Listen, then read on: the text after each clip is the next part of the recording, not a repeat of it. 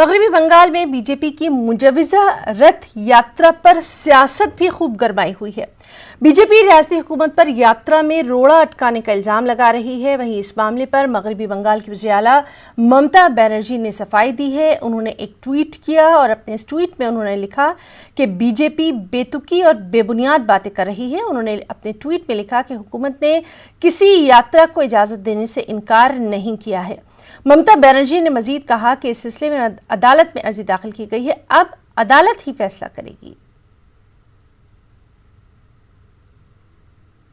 और चलिए, कोलकाता से इस वक्त हमारे साथ मौजूद हैं हमारी साथी शबाना एजाज।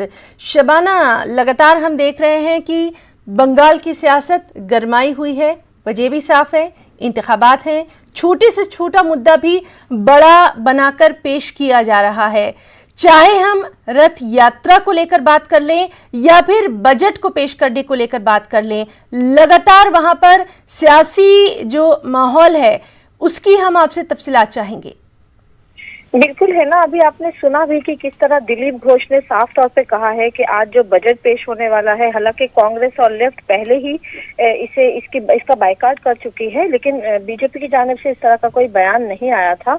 बीजेपी के मेंबरान असेंबली आज असेंबली हाउस में मौजूद रहेंगे, लेकिन जिस तरह से आपने सुना कि दिलीप घोष जो रियासती बीजेपी के सदर भी हैं, एमपी भी हैं, उन्होंने कहा है कि वो इस बजट की मुखालफत करेंगे। तो बहरहाल सभी अपोजिशन जमातें बजट की मुखालफत कर रही हैं। अब देखना है कि वज़ीर आला ममता बनर्जी इस ताल्लुक से क्या कुछ कहती हैं, लेकिन जिस तरह आज उन्होंने सुबह ही ट्वीट करके बीजेपी की यात्रा को लेकर उन्होंने जो है एक तरह से जो सियासी तौर पर इसको लेकर एक हंगामा बरपा है। बीजेपी ने रियासत के मुख्तलिफ जिलों से परिवर्तन यात्रा, रथ यात्रा निकालने का ऐलान किया था और वजीर दाखिला अमित शाह जो जनवरी के आखिरी हफ्ते में बंगाल आने वाले थे, कोलकाता आने वाले थे, उनका दौरा कैंसिल हो गया था। तो अब कहा जा रहा था कि ये जो यात्रा निकलेगा उस यात्रा में वजीर दाखिला शरीक होंगे। तो काफी अहम हो गया था बीजेपी के लिए ये यात्रा, और इसके लिए रियासती हुकूमत से इजाजत तलब की गई थी। एक लेटर लिखा गया था चीफ सेक्रेटरी को और उन्होंने कहा, चीफ सेक्रेटरी की तरफ से जवाब दिया गया था